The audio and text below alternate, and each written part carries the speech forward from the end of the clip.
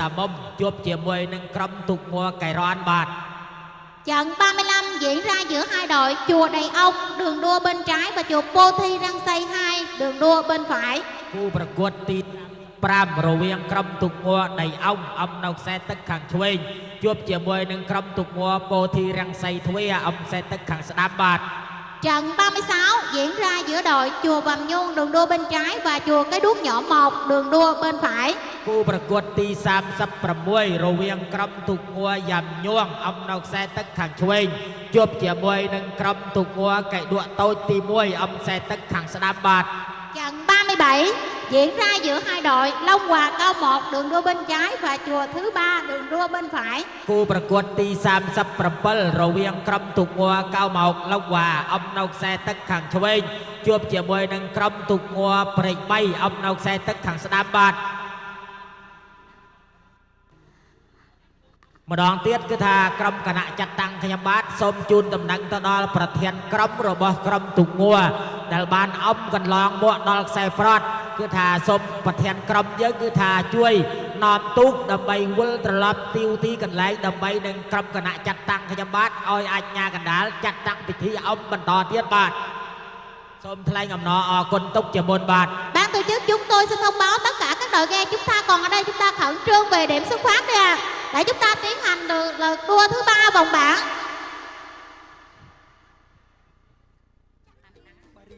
គូប្រកួតទី38រវាងក្រុមទូកងัวសាមគ្គីអំនៅខ្សែទឹកខាងឆ្វេងជួបជាមួយនឹងក្រុមទូកងัวត្រវិចទី3អំនៅខ្សែទឹកខាងស្ដាំបាទ Trận 38 diễn ra giữa hai đội chùa Samaki đường đua bên trái và chùa Trà Vích Cũ 3 đường đua bên phải. គូប្រកួតទី39រវាងក្រុមទូកងัวសំយឺឡុងថាន់អំនៅខ្សែទឹកខាងឆ្វេងជួបជាមួយនឹងក្រុមទូកងัวតាប់ដងមកវ៉ាអុកអំនៅខ្សែទឹកខាងស្ដាំបាទ Trận 39 diễn ra giữa hai đội xóm giữa xã Long Thạnh đường đua bên trái và tập đoàn 1 Hòa Úc đường đua bên phải. គូប្រកួតលើកទី40រវាងក្រុមទូកងัวព្រែកជ្រៃថ្មីអំនៅខ្សែទឹកខាងឆ្វេងជួបជាមួយនឹងក្រុមទូកងัวស្រែសៀមថ្មីអំនៅទឹកខាងស្ដាំបាទ Trận 40 diễn ra giữa đội chùa Cỏ Khía mới đường đua bên trái và chùa Xà Xiêm mới 1 đường đua bên phải. គូប្រកួតលើកទី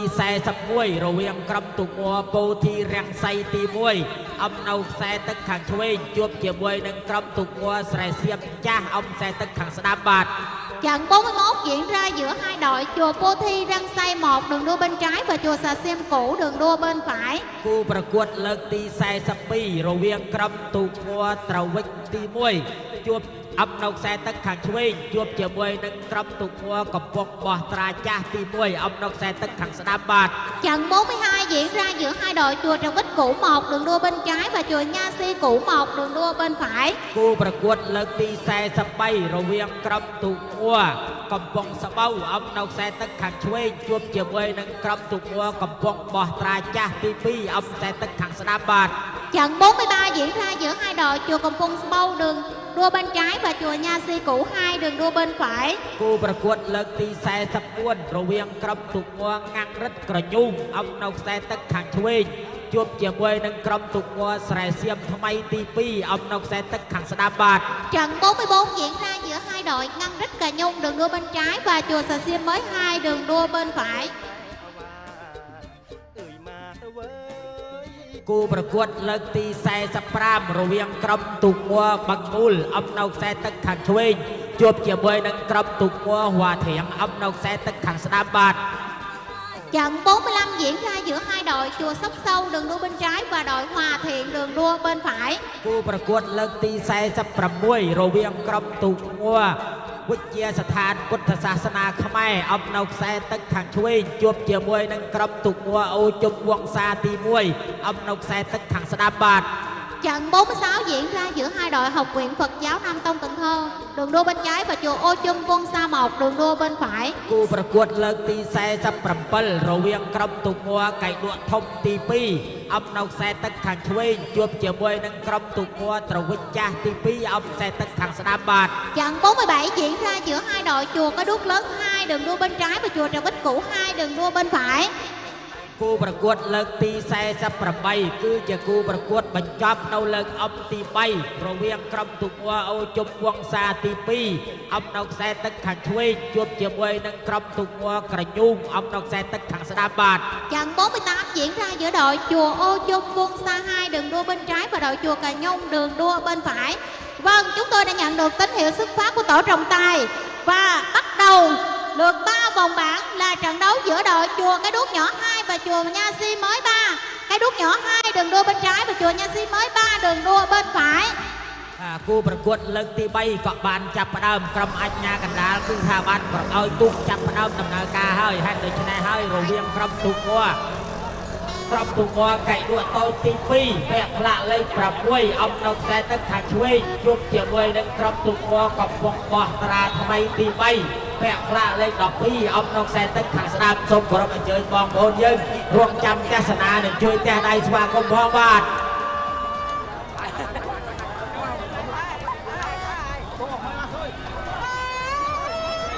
បាទក្រុមទូកួរទាំងពីរកំពុងតែដំណើរការមកបានពាក់កណ្ដាលប្រត់ហើយបងប្អូនយើងជួយទះដៃស្វាគមន៍ឲ្យបានខ្លាំងផងបាទ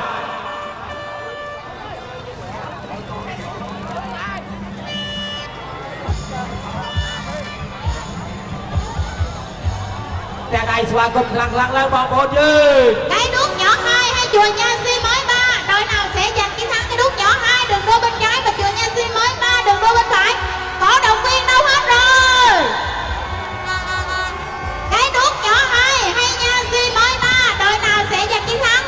Chiến thắng sẽ gọi tên đội nào? Cố lên Cái Đuốc Nhỏ 2 Nha Si mới 3. Cố lên. ដួតតូចទី2នឹងកំពង់បោះត្រាថ្មីសូមខំប្រឹងឡើងបាទ Cố lên. អោតែប្រត់ Dạ vâng, xin chúc mừng đội chùa Cái Đuốc Nhỏ 2 đã giành chiến thắng. បាទសូមស្វាគមន៍ឲ្យក្រុមទូកួរកៃដកតូចទី2បានទទួលជ័យជំនះលើក្រុមទូកួរកំពង់បោះត្រាថ្មីទី3បាទ Trận đấu tiếp theo ở lượt 3 vòng bảng.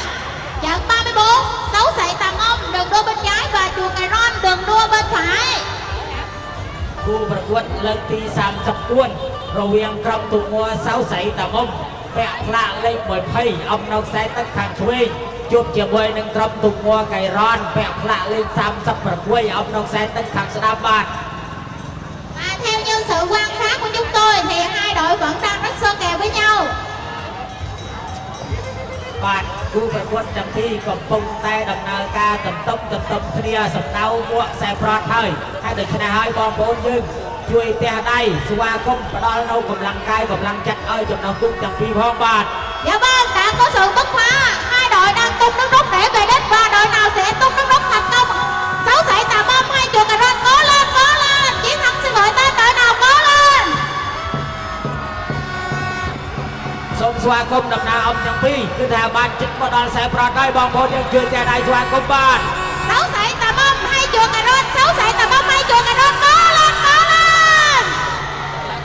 Và xin chúc mừng sự bứt phá thành công đã giúp cho đội 6 sậy Tà Mông giành chiến thắng. Xin chúc mừng. បាទសូមស្វាគមន៍ឲ្យចំណុះទូកតាមុំបានទទួលជ័យជំនះលើក្រុមទូកួរកៃរ៉នបាទ Dạ vâng, tiếp theo trận đấu số 3 ở lượt 3 vòng bảng diễn ra giữa đội chùa Đầy Ông đường đua bên trái và chùa Cô Thi Răng Xây 2 đường đua bên phải. គូប្រកួតលើកទី35រវាងក្រុមទូកួរនៃអង្គពាក់ផ្លាកលេខ23អំនៅខ្សែទឹកខាងឆ្វេងជួបជាមួយនឹងក្រុមទូកួរពោធិរង្ស័យទី2អំនៅខ្សែទឹកខាងស្ដាំសូមគោរពអញ្ជើញបងប្អូនយើងរងចាំទស្សនានិងជួយទះដៃស្វាគមន៍ផងបាទ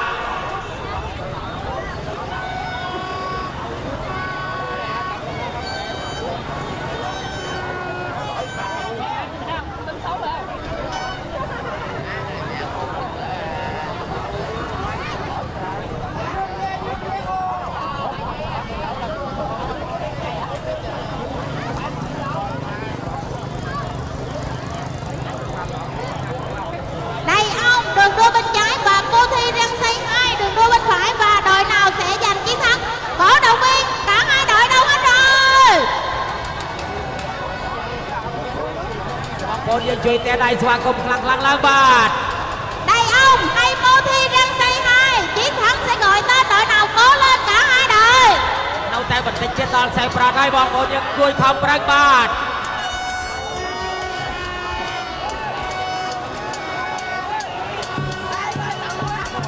ខំប្រឹងឡើងបាទខំប្រឹងឡើងបាទ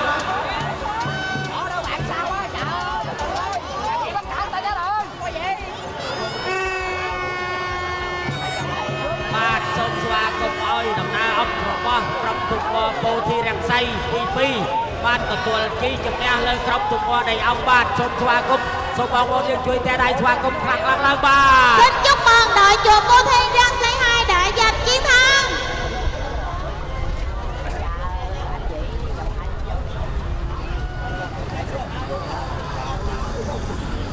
បាទគូប្រកួតទី26រវាងក្រុមទូកួទី36អភ័យទោសគឺថាទី36រវាងក្រុមទូកួយ៉ាន់ញ័រពាក់ផ្លាកលេខ37អំនៅខ្សែទឹកខាងឆ្វេងជួបជាមួយនឹងក្រុមទូកួកៃដួតូនទី1ពាក់ផ្លាកលេខ32អំនៅខ្សែទឹកខាងស្ដាំសូមបងប្អូនយើងជួយតែដៃស្វាគមន៍ផងបាទ Trận 36 diễn ra giữa hai đội chùa Bình Nhơn đường đua bên trái và chùa Cái Đuốc Nhỏ Một đường đua bên phải. Có lên cả hai đội.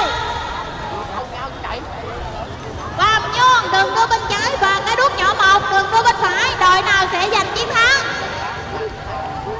ខំប្រឹងឡើងគូប្រកួតទាំងពីរ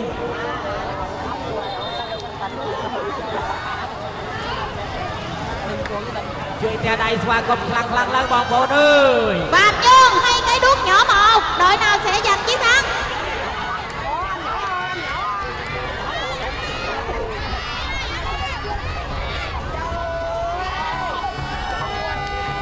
បាទគូប្រកួតទាំងពីរ Bình Nhơn hay Cái Đuốc Nhỏ Một, Cái Đuốc Nhỏ Một hay Bình Nhơn Cái Đuốc Nhỏ Một, cố lên, cố lên, cố lên.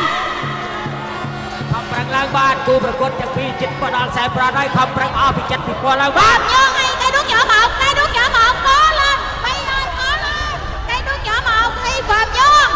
cố lên. ខំប្រឹងឡើងបាទខំប្រឹងឡើងជិតដល់ខ្សែប្រត់ហើយបាទសូមស្វាគមន៍ឲ្យក្រុមទូកួកៃដួតូចបានទទួលជ័យជំនះលើក្រុមទូកួយ៉ាប់ញ័របាទ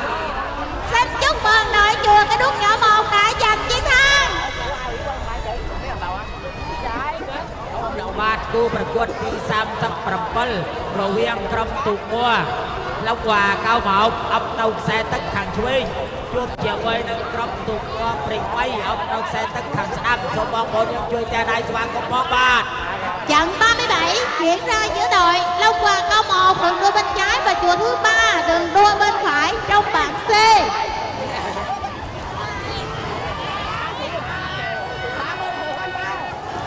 បងប្អូនយើងជួយតែដៃស្វាគមន៍ខ្លាំងៗឡើងបាទផ្ដល់នូវកម្លាំងកាយកម្លាំងចិត្តឲ្យចំណោះទូកទាំងពីរផងបាទ Long Hòa Cao 1 cố lên. ខំប្រឹងឡើងលោកវ៉ាកៅមកខំប្រឹងឡើងជិតដល់ខ្សែឲ្យកុំអានអស់សង្ឃឹម Cố lên.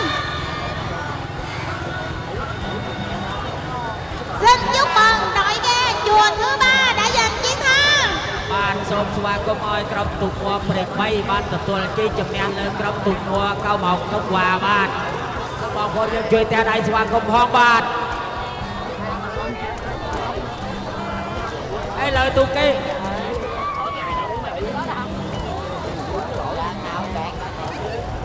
បាទគូប្រកួតទី38រវាងក្រុមទូកួសាមគ្គីជួបជាមួយនឹងក្រុមទូកួត្រូវវិញចាស់ទី3ដោយសារក្រុមទូកួសាមគ្គីមិនបានធ្វើដំណើរមកហេតុដូច្នេះហើយក្រុមទូកួទៅវិញទី3អត់មកជាមួយអង្គឯងសូមបងប្អូនយើងជួយតែដៃស្វាគមន៍ផងបាទ Long Hòa Cao 1 chúng ta di chuyển nhanh lên nè. Các kia ta đang thi đấu. យើងគៀនច្រាំងដល់កំអប់ត្រឡប់ទៅវិញគៀនច្រាំងសិនណា lại cho nó nha Phương ơi.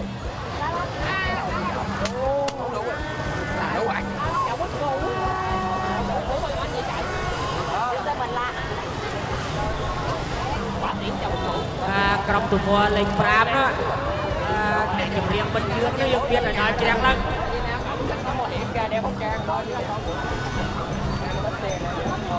Vâng, chùa Trà Vinh Cũ Ba. Trước mặt chúng ta là đội chùa Trà Vinh Cũ Ba. Xin chúc mừng đội Trà Vinh Cũ Ba. បាទស សូមស្វាគមន៍ឲ្យក្រុមទូកងួនត្រវិញទី3បានទទួលជ័យជំនះសាក្រុមទូកងួនសាមគ្គីមិនបានធ្វើដំណើរមកបាទ Trận 39 diễn ra giữa hai đội, shop giữa xã Long Thạnh và tập đoàn 1 và Úc, shop giữa xã Long Thạnh đường đua bên trái và tập đoàn 1 và Úc đường đua bên phải. បាទគូប្រកួតទី39រវាងក្រុមទូកងួនសាប់ជឿសាឡុងថាន់ពាក់ផ្លាកលេខ27អបនៅខ្សែទឹកខាងឆ្វេងជួបជាមួយនឹងក្រុមទូកងួនតំណងមកវ៉ាអុកពាក់ផ្លាកលេខ24អបនៅខ្សែទឹកខាងស្ដាំខំប្រឹងឡើងបងប្អូនយើងជិតដល់ខ្សែប្រត់ហើយបាទ Shop giữa xã Long Thạnh hay tập đoàn 1 và Úc, đội nào sẽ giành chiến thắng? Cố lên còn vài mét nước nữa thôi hai đội. Shop giữa xã Long Thạnh hay tập đoàn 1 và Úc, cố lên. ខំប្រឹងឡើងបងប្អូនយើងខំប្រឹងឡើងជិតដល់ខ្សែប្រត់ហើយ Cố lên. Shop giữa xã Long Thạnh cố lên.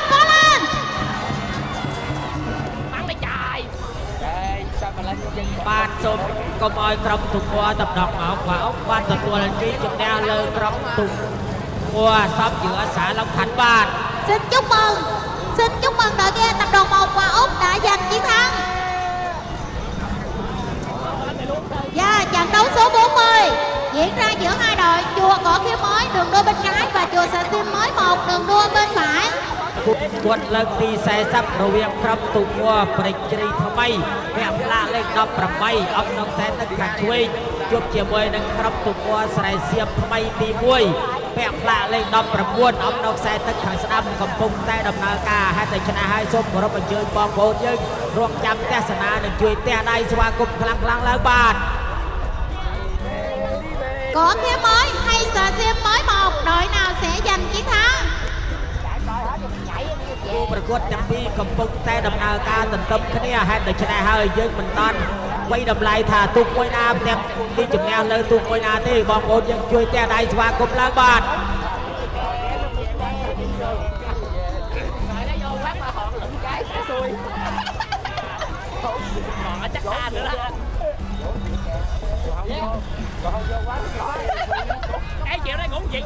គូប្រកួតទាំងពីរខំប្រឹងឡើងបាទជិតមកដល់ខ្សែប្រត់ហើយបាទ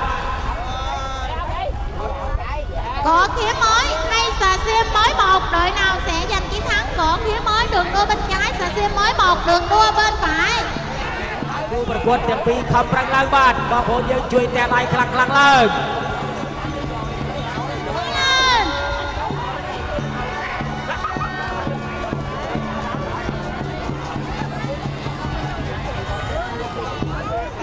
បាទខំប្រឹងឡើងបាទជិតដល់ខ្សែប្រត់ហើយ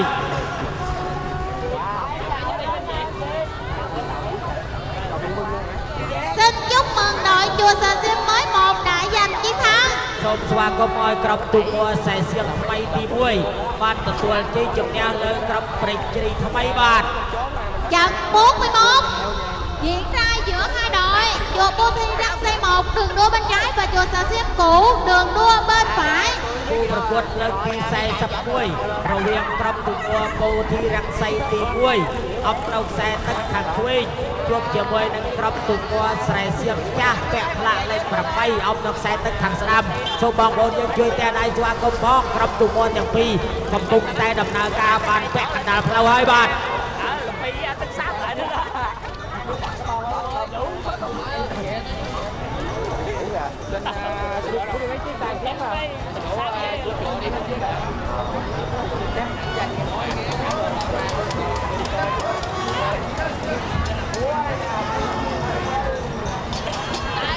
បាទបងប្អូនយើងជួយទះដៃស្វាគមន៍ខ្លាំងៗឡើងឲ្យចំណងទូកទាំងពីរមានកម្លាំងខ្លាំងអំប4បាទ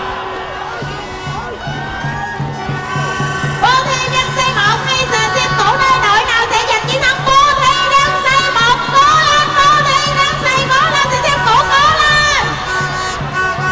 បូធីរង្សីទ្វេនិងស្រែសៀមខំប្រឹងឡើង Bô Thi Răng Xây cố lên, ហើយបាទខំប្រឹងឡើងបាទ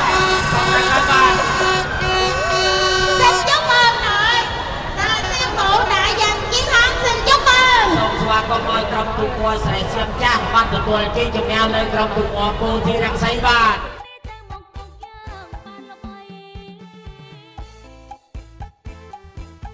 តែ 42រវាងក្រុមទូមួត្រូវវិញចាស់ទី1វគ្គខ្លាលេខ33អំណុកខ្សែទឹកខាងឆ្វេងជួបជាមួយនឹងក្រុមទូមួកំពុងបោះត្រាចាស់ទី1វគ្គខ្លាលេខ13អំណុកខ្សែទឹកខាងស្ដាំសូមបងប្អូនយើងរងចាំទស្សនាបាទ Trận 42 diễn ra giữa hai đội chùa Nhà Bích Cũ 1 đường đua bên trái và chùa Nha Si Cũ 1 đường đua bên phải. គូប្រកួតទាំងពីរកំពុងតែដំណើរការហើយដូច្នេះហើយសូមគោរពអញ្ជើញបងប្អូនយើងជួយផ្ដល់នូវកម្លាំងកាយកម្លាំងចិត្តឲ្យបានខ្លាំងខ្លាំងឡើងបាទ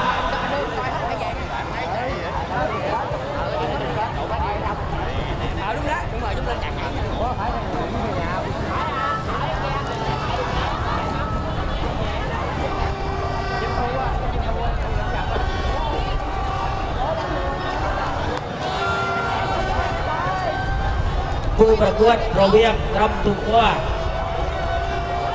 ត្រូវវិញចាស់ទី1ជួបជាមួយនឹងក្រុមទូមួកំពុងបោះត្រាចាស់ទី1ហើយដូច្នេះហើយ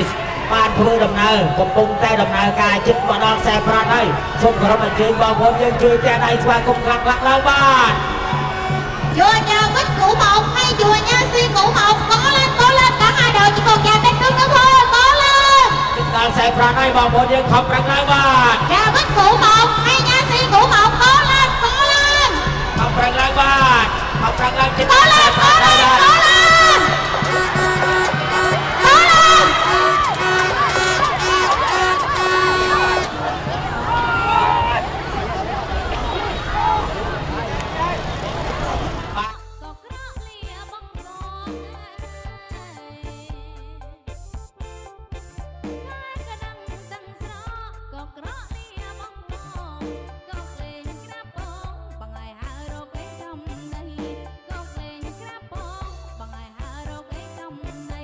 លេខ9អំណុកខ្សែទឹកខាងឆ្វេងជួបជាមួយនឹងក្រុមទូមួកំពុងបោះត្រាចាស់ទី2វគ្គខ្លាលេខ14អំណុកខ្សែទឹកខាងឆ្វេងកំពុងតែដំណើរសម20ទៅទូកំពុងបោះត្រាចាស់អំណុកខ្សែទឹកខាងស្ដាំកំពុងតែដំណើរការហើយដូច្នេះសូមបងប្អូនយើងជួយតែដៃស្វាគមន៍បងបាទ Trận 43 diễn ra giữa hai đội chùa Cầu Bung Sông đường đua bên trái và chùa Nha Si Cũ 2 đường đua bên phải.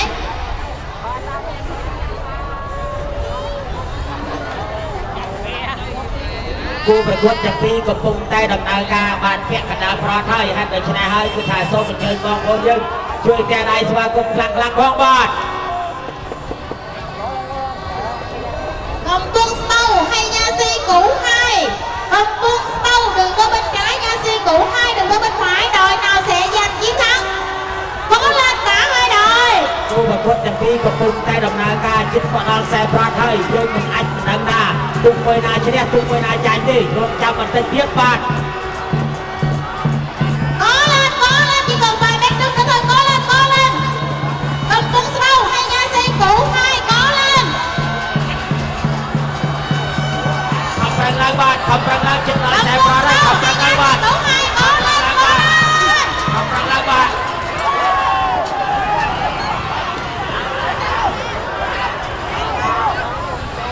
Xin chúc mừng.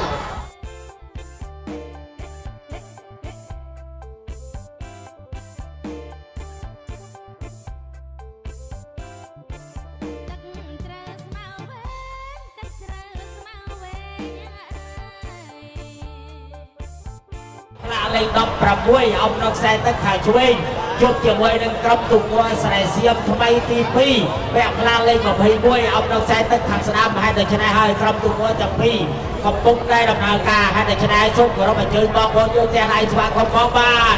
Trận 44 diễn ra giữa hai đội Ngân Rích Cà Nhung và Xiêm Mới 2. Ngân Rích Cà Nhung đường đua bên trái, rồi Xiêm Mới 2 đường đua bên phải.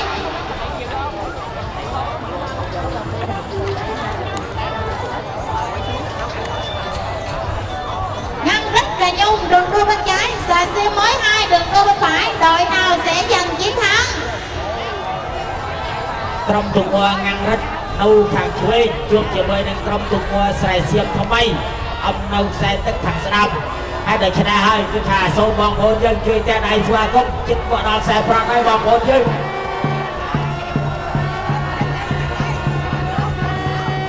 Có lên Ngân Rích Cà Nhung hay Xiêm Mới 2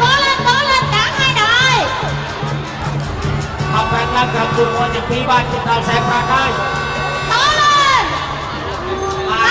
xin chúc mừng đội nhà Xà Xiêm mới 2 đã giành chiến thắng បាទសូមស្វាគមន៍ឲ្យក្រុមទូកវ៉ាស្រែសៀមថ្មីទី2បានជួយជិះជំនះលើក្រុមទូកវ៉ាកាំងរត់យូបាទ trận 45 diễn ra giữa hai đội Sóc Sâu đường đua bên trái và đội Hòa Thiện đường đua bên phải គូប្រកួតលើកទី45រវាងក្រុមទូកវ៉ាបង្មូល các đội chúng ta lui đây cùng đi để cho ជួប hai ជា chúng ម ta ើ thi នឹង đấu ក្រុមទូ lui កវ៉ា đi វ៉ាធៀងអោបដល់ខ្សែទឹកខាងស្ដាំបាទ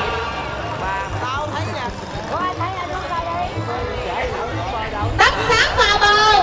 và đội kia lùi lại phía sau nữa យើងមានឲ្យក្បែរជាងនេះទៅបងប្អូនជៀសវាងដល់ការឡៃបកៃប្រហាក់គ្នាអបមកបាសតិចជួនកាលយើងស្គូតបច្នេះជិតដល់ខ្សែប្រត់ Sóc Sâu và Hòa Thiện Sóc Sâu đường đua bên trái Hòa Thiện đường đua bên phải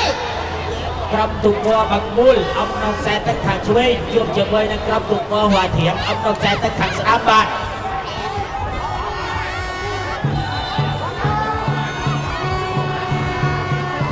Sóc Sâu hay Hòa Thiện đội nào sẽ giành chiến thắng cố lên cả hai đội ក្រុមទូកវ៉ាទាំងពីរបានជិតមកដល់ខ្សែប្រត់ហើយខំប្រឹងឡើងបងប្អូននៅបន្តិច cố lên còn một chút nữa thôi là chúng ta sẽ biết được đội nào sẽ giành chiến thắng cố lên ឡើងបាទខំប្រឹងឡើងបាទខំប្រឹងឡើង Sóc Sâu hay Hòa Thiện Sóc Sâu hay Hòa Thiện cố lên và xin chúc mừng đội Hòa Thiện đã giành chiến thắng xin chúc mừng បាទសូមស្វាគមន៍ឲ្យក្រុមទូកវ៉ាវ៉ាធៀងបានទទួលជ័យជំនះលើក្រុមទូកវ៉ាបង្មូលបាទ trận 46 diễn ra giữa hai đội Học viện Phật giáo Nam Tông Cần Thơ đường đua bên trái và chùa Ô Chung Cung Sao Một đường đua bên phải គូប្រកួតលើកទី46រវាងក្រុមទូកវ៉ាវិទ្យាស្ថានអបដល់ខ្សែទឹកខាងឆ្វេងជួបជាមួយនឹងអូជុំវង្សាទី1អបដល់ខ្សែទឹកខាងស្ដាំបាទ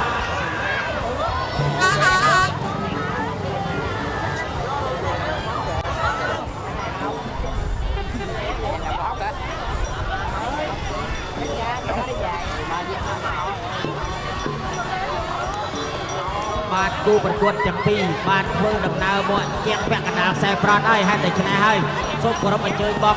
ជួយទាំងដៃស្វាគមន៍ដើម្បីផ្ដល់នូវកម្លាំងកាយកម្លាំងចិត្តឲ្យចំណងទូកទាំងពីរផងបាទ Học viện Phật giáo Nam Tông hay chùa Ô Chung Cung Sao Một chiến thắng sẽ gọi tên đội nào cố lên chỉ còn vài mét nước nữa thôi và chúng ta đã thấy hình ảnh toàn nước tung trắng xóa và từ từ đội Ô Chung Cung Sao Một đã bứt phá và đã giành chiến thắng chung giữa đội trước đội Học viện Phật giáo Nam Tông xin chúc mừng đội Ô Chung Cung Sao Một xin chúc mừng បាទសូមស្វាគមន៍ឲ្យក្រុមទូកវ៉ាអូជុំវង្សាទី1បានទទួលជ័យជំនះលើក្រុមទូកវ៉ាវិទ្យាស្ថានបាទសូមបងប្អូនយើងជួយទាំងដៃស្វាគមន៍ផងបាទ trận 47 không kém phần sôi nổi và hấp dẫn diễn ra giữa hai đội chùa Cái Đuốc Lớn 2 đường đua bên trái và chùa Trà Vinh Cũ 2 đường đua bên phải គូប្រកួតលើកទី47រវាងក្រុមទូកវ៉ាកៃដួធំទី2អបដល់ខ្សែទឹកខាងឆ្វេងជួបជាមួយនឹងក្រុមទូកវ៉ាត្រូវពុកចាស់ទី2អបដល់ខ្សែទឹកខាងស្ដាំសូមគោរពអញ្ជើញបងប្អូនយើងជួយទាំងដៃស្វាគមន៍ផងបាទ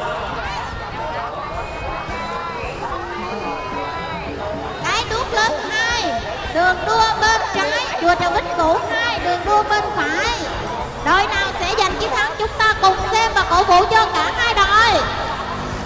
គូប្រកួតទាំងពីរកំពុងតែដំណើរការហើយតែឆ្នេះហើយសូមគោរពអញ្ជើញបងប្អូនយើងជួយទាំងដៃអបអរសាទរស្វាគមន៍ឲ្យចំណងទូកទាំងពីរផងបាទ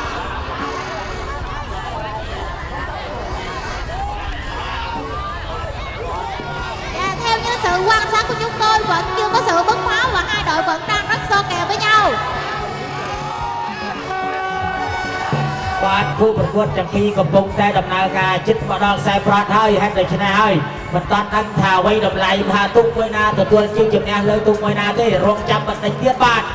Cái Đuốc Lớn 2 hay Trà Vinh Cũ 2 Cái Đuốc Lớn 2 hay Trà Vinh Cũ 2 cố lên cố lên cố lên cố lên Cái Đuốc Lớn 2 Trà Vinh Cũ 2 đội nào sẽ giành chiến thắng cố lên xin chúc mừng đội chùa Trà Vinh Cũ 2 đã giành chiến thắng trước chùa Cái Đuốc Lớn 2 xin chúc mừng បាទសូមស្វាគមន៍ឲ្យក្រុម ตุมัวตระวิตีปีบ้านตะตัวจีจุดเนี่ยเลยกรมตุมัวไก่ดัวทองตีปีบ้าน Trận 48, trận cuối cùng của lượt 3 vòng bảng diễn ra giữa hai đội. Chùa Ô Dung Quân Sa 2 đường đôi bên trái và chùa Cà Nhung đường đôi bên phải. Chúng ta cùng theo dõi và cổ vũ cho cả hai đội. quân lênตีแซ่ซ้ำประไปคือจะกูประกวดเล่นจำบัดจอบระบเรื่องอมตีใบให้เด็กชนะให้คือถ้ากูประกวดจากปีเราเวียงกรมตุงุบเอาจุกวังซาตีปีแฝงละเลยปิดนอกแซ่ตั้งขาช่วยจุกจะมวยนังกรมตุงมัวกระยุ่งแฝงละเลยต่อปรามอมนอกแซ่ตั้งขาสนามสมบังบนยังช่วยแต่ได้สว่างกับมองบาท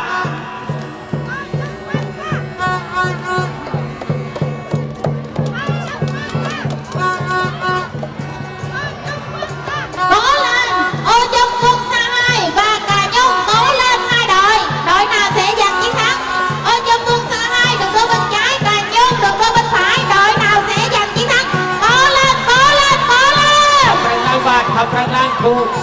ประกวดจากปีขอบรังล้างบาท Ô Dung Quân Sa hay Cà Nhung? Ô Dung Quân Sa hay Cà Nhung? Cố lên, cố lên, cố lên. Cố lên, cố lên. Xin chúc mừng đội Cà Nhung đã giành chiến thắng cho đội chùa Ô Dung Quân Sa 2. บ้านทรงสว่างกบอ้อยกรมตุมัวกับยุ่งบ้านตะตัวจีจุดแนวเลยกรมตุมัวโอ้ยจงวงซาตีปีบ้าน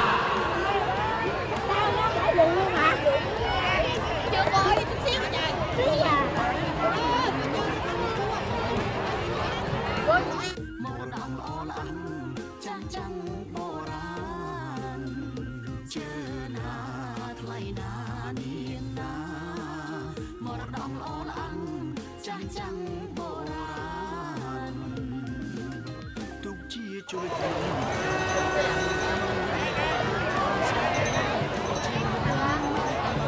บาทกรมคณะจัดตั้งพยาบาลสมยุนดังตะนอลประเทียนกรมตุมัวคือทายัง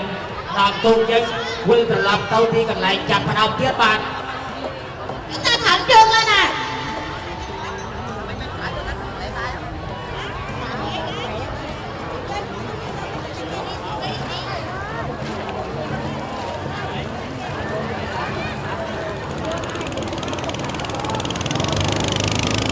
Các đội viên chúng ta còn thi đấu, chúng ta khẩn trương về điểm xuất phát đi à.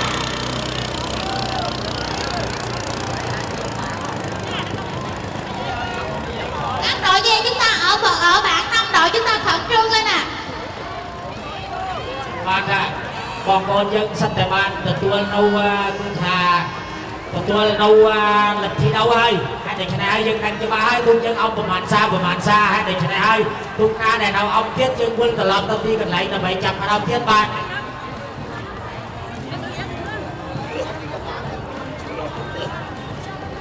บาทกรมคณะจัดตั้งพยาบาลสมประกาศซาหลังวิ่งอปีรัตพลคือทักตุงบัวมวยน้าบ้านตัวจีจุดเนี้ยกรมตุงบัวมวยน้าใจให้เด็กชนะให้คือทาเลิกประกวดปีใบระเวียงกรมตุงบัวแต่ตัวโตตีปียุบเฉียงมวยในกรมตุงบัวกับปองบ่อตรายจ้ากับปองบ่อตรายทำไมตีใบรัตพลคือกรมตุงบัวแต่ตัวโตตีปีบ้านตัวจีจุดเนี้ยบ้าน Dạ vâng, ban tổ chức chúng tôi xin thông tin lại kết quả thi đấu lượt 3 vòng bảng như sau. Trận đấu trận số 33 diễn ra giữa chùa Cái Đúc Nhỏ 2 và chùa Nha Si Mới 3. Kết quả chùa Cái Đúc Nhỏ 2 đã giành chiến thắng. ผู้ประกวดเลิกตี30ก้วนระเวียงกรมตุงมัวเสาใสตะมมจวบเจียวมวยนึงกรมตุงมัวแกรอนรัตพลคือกรมตุงมัวเสาใสตะมมบ้านตัวจีจุดเนี้ย Trận 34 diễn ra giữa Xấu Xày Tà Môn và chùa Cà Rôn. Kết quả chùa Xấu Xày Tà Môn đã giành chiến thắng. เลิกประกวดตี35ระเวียงกรมตุงมัวในเอาจวบเจียวมวยนึงกรมตุงมัวโบทีเรียงไซรัตพลคือกรมตุงมัวโบทีเรียงไซบ้านตัวจีจุดเนี้ยบ้าน Trận 35 diễn ra giữa đội chùa Đàn Ông và chùa Cô Thi Răng Xây 2. Kết quả chùa Cô Thi Răng Xây 2 đã giành chiến thắng. ผู้ประกวดเลิกตี30ประป่วยระเวียงกรมตุงมัวหวามยวงจวบเจียวมวยนึงกรมตุงมัวไก่ดัวโตตีมวยรัตพลคือกรมตุงมัวดัวโตตีมวยบ้านตัวจีจุดเนี้ยบ้าน Trận 36 diễn ra giữa đội chùa Hoàng Nhung và chùa Cái Đúc Nhỏ 1. Kết quả chùa Cái Đúc Nhỏ 1 đã giành chiến thắng. ผู้ประกวดเลิกตี37ระเวียงกรมตุงมัวเก้าหมอกลบกว่าจบเจียวมวยนึงกรมตุงมัวปริกใบรัตพลคือกรมตุงมัวปริกใบบ้านตัวจีจุดเนี้ยบ้าน Trận Trận 37 diễn ra giữa đội Long Hòa Co 1 và chùa thứ ba, kết quả chùa thứ ba đã giành chiến thắng. គូប្រកួតលើកទី38រវាងក្រុមទូកមួសាមគ្គីជួបជាមួយនឹងក្រុមទូកមួត្រវិចទី3លទ្ធផលគឺក្រុមទូកមួត្រវិចទី3បានទទួលជ័យជំនះបាទ Trận 38 diễn ra giữa đội chùa Samaki và đội chùa Trà Vinh Cụ Ba, kết quả đội chùa Trà Vinh Cụ Ba đã giành chiến thắng. លើកប្រកួតទី39រវាងក្រុមទូកមួសំជឿសាឡុងថាន់ជួបជាមួយនឹងក្រុមទូកមួតាប់ដងម៉ោកវ៉ាអុកលទ្ធផលគឺក្រុមទូកមួតាប់ដងម៉ោកវ៉ាអុកបានទទួលជ័យជំនះបាទ Trận 39 diễn ra giữa sốt giữa xã Long Thành và tập đoàn 1 và Úc, kết quả tập đoàn 1 và Úc đã giành chiến thắng. គូប្រកួតលើកទី40រវាងក្រុមទូកមួប្រេងជ្រីថ្មីជួបជាមួយនឹងក្រុមទូកមួស្រែសៀមថ្មីទី1លទ្ធផលគឺក្រុមទូកមួស្រែសៀមថ្មីទី1បានទទួលជ័យជំនះបាទ Trận 40 diễn ra giữa chùa Võ Khía Mới và chùa Xà Xiêm Mới 1,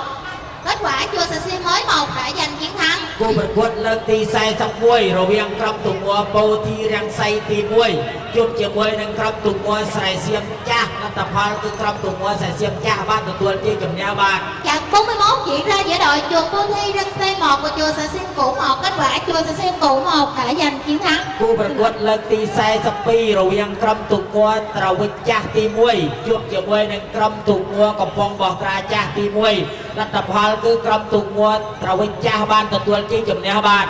Trận 42 diễn ra giữa đội chùa Trà Vinh Cụ 1 và chùa Nha Si Cụ 1, kết quả chùa Trà Vinh Cụ 1 đã giành chiến thắng. គូប្រកួតលើកទី43រវាងក្រុមទូកមួកំពង់សបៅជួបជាមួយនឹងក្រុមទូកមួកំពង់បោះត្រាចាស់ទី2លទ្ធផលគឺក្រុមទូកមួកំពង់សបៅបានទទួលជ័យជំនះបាទ Trận 43 diễn ra giữa đội chùa Cầm Phung Spou và chùa Nha Si Cũ 2, kết quả chùa Cầm Phung Spou đã giành chiến thắng. គូប្រកួតលើកទី44រវាងក្រុមទូកមួងាំងរិតក្រញូងជួបជាមួយនឹងក្រុមទូកមួស្រែសៀមថ្មីទី2លទ្ធផលគឺក្រុមទូកមួស្រែសៀមថ្មីទី2បានទទួលជ័យជំនះបាទ Trận 44 diễn ra giữa hai đội Ngân Rít Cà Nhung và chùa Xà Xiêm Mới 2, kết quả đội chùa Xà Xiêm Mới 2 đã giành chiến thắng. គូប្រកួតលើកទី45រវាងក្រុមទូកមួបង្គោលជួបជាមួយនឹងក្រុមទូកមួវ៉ាធៀងលទ្ធផលគឺក្រុមទូកមួវ៉ាធៀងបានទទួលជ័យជំនះបាទ Trận 45 diễn ra giữa chùa Sóc Sâu và đội Hòa Thiện, kết quả đội Hòa Thiện đã giành chiến thắng. គូប្រកួតលើកទី46រវាងក្រុមទូកមួវិជ្ជាស្ថានជួបជាមួយនឹងក្រុមទូកមួអូជុំវង្សាទី1លទ្ធផលគឺក្រុមទូកមួអូជុំវង្សាបានទទួលជ័យជំនះបាទ Trận 46 diễn ra giữa hai đội Học viện Phật giáo Nam Tông Cần Thơ và chùa Ô Chung Vông Sa 1, kết quả chùa Ô Chung Vông Sa 1 đã giành chiến thắng. គូប្រកួតលើកទី47រវាងក្រុមទូកមួកៃវធំទី2ជួបជាមួយនឹងក្រុមទូកមួត្រវិចចាស់ទី2លទ្ធផលគឺក្រុមទូកមួត្រវិចចាស់ទី2បានទទួលជ័យជំនះបាទ Trận 47 diễn ra giữa hai đội chùa Cái Đúc Lớn 2 và chùa Trà Bích Cũ 2, kết quả đội Trà Bích Cũ 2 đã giành chiến thắng. គូប្រកួតលើកទី48គឺជាគូប្រកួតលើកចុងបញ្ចប់របស់លើកអុំទី3គឺក្រុមទូកមួអូជុំវង្សាទី2ជួបជាមួយនឹងក្រុមទូកមួកញ្ញុំតផលគឺទូកមួកញ្ញុំបានទទួលជ័យជំនះបាទ Trận 48, trận cuối cùng của lượt 3 vòng bảng diễn ra giữa hai đội chùa Ô Chung Vông Sa 2 và đội chùa Cà Nhung, kết quả đội chùa Cà Nhung đã giành chiến thắng.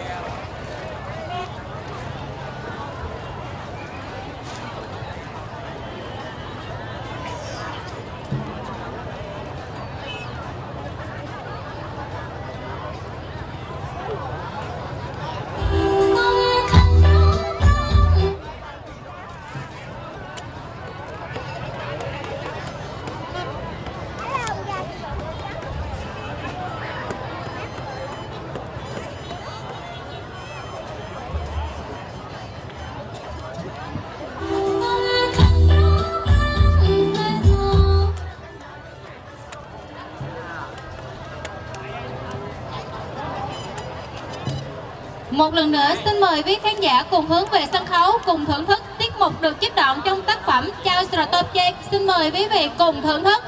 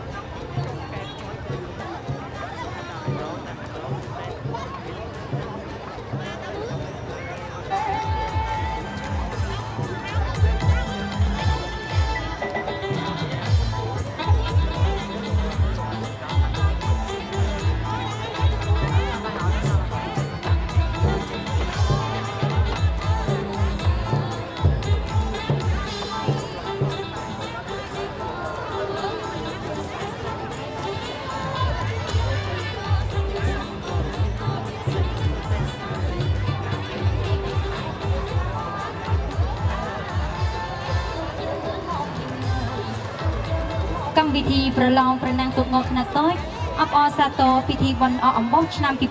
2025នឹងបានផ្សព្វផ្សាយទាន់នៅលើផែនប៉ីសមាគមព្រះសង្ឃសាមគ្គីស្នេហាជាតិទីក្រុងកន្ធរនិងវត្តពោធិរង្សេទ្វារ Chương trình giải đua ghe ngo mini mừng lễ hội ốc âm bốc năm 2025 sẽ được phát trực tiếp trên trang fanpage Hội đoàn kết sư sãi yêu nước thành phố Cần Thơ và trang chùa Vô Thi Đăng Xây Chầm Cửa. Mời quý khán giả cùng đón xem và theo dõi.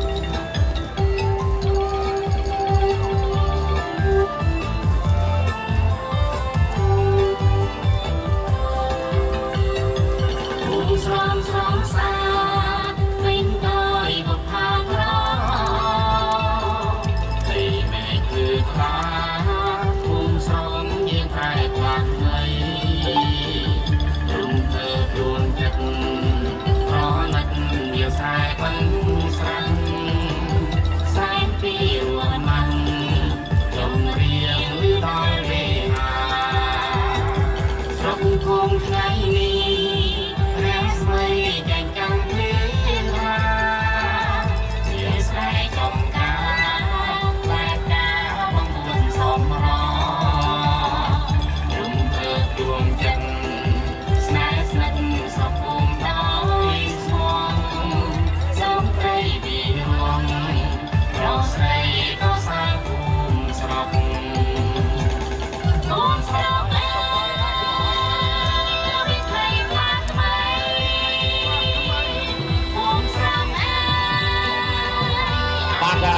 ប្រកួតលើកទី4រវាងក្រុមទូងួគឺថាខ្ញុំបាន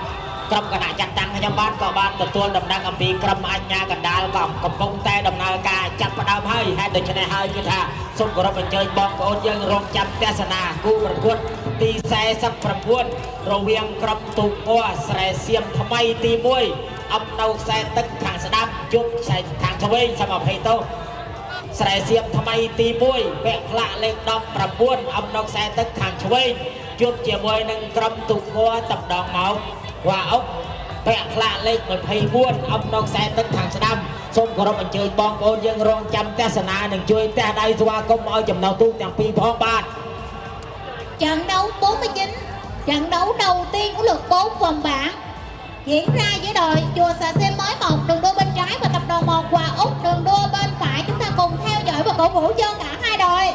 គូប្រកួតទាំងពីរកំពុងតែដំណើរការហើយហេតុដូច្នេះហើយសូមគោរពអញ្ជើញបងប្អូនមាននិយាយតាយើងជួយទះដៃខ្លាំងៗដើម្បីផ្ដល់នូវកម្លាំងកាយ